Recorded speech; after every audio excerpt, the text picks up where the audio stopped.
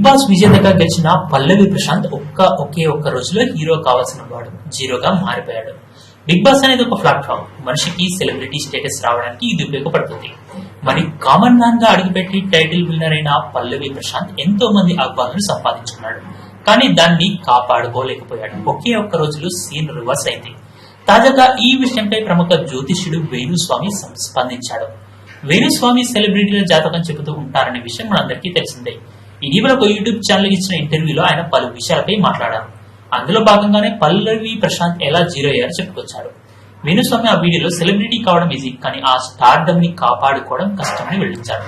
వేణుస్వామి మాట్లాడుతూ పల్లవి Prashanth big boss విజేతగా నిలిచి స్టార్డమ్ సంపాదించుకున్నాడు. వినాయక సెలబ్రిటీ స్టేటస్ వచ్చింది, కానీ దాన్ని కాపాడుకోలేకపోయాడు. దానికి కారణం బిగ్ బాస్ ట్రోఫీ గెలిచిన అనంతరం ర్యాలీ తీయొద్దని డీసీపీ పల్లవి ప్రశాంత్ కి దండం పెట్టి మరీ చెప్పాడు. ఆయన ఆ మాట విని ఉంటే ఆ రోజు ఈ పరిస్థితి వచ్చేది కాదు. పల్లవి ప్రశాంత్ వచ్చిన స్టార్డమ్ ని కాపాడుకోలేకపోయాడు. అందుకే ఆ రోజు ఇలాంటి పరిస్థితి వచ్చిందని వెల్లడించారు. వేణుస్వామి చేసిన ఈ కామెంట్స్ ప్రస్తుతం సోషల్ మీడియా వేదికగా తెగ వైరల్ అవుతున్నాయి.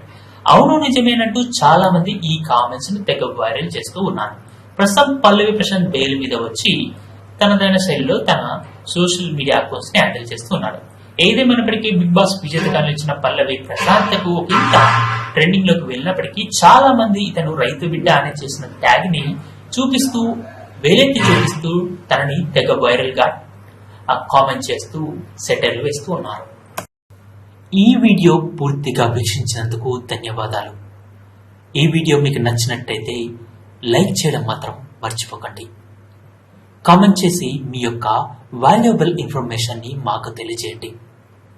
షేర్ చేసి మీ ఫేస్బుక్, వాట్సాప్, ట్విట్టర్ కమ్యూనిటీకి మా వీడియోని పంచుకోండి. అంతేకాకుండా మా వీడియోని నోటిఫికేషన్ల రూపంలో పొందడానికి సబ్స్క్రైబ్ బటన్ ని ప్రెస్ చేసి బెల్ బటన్ ని నొక్కండి. Thank you for watching.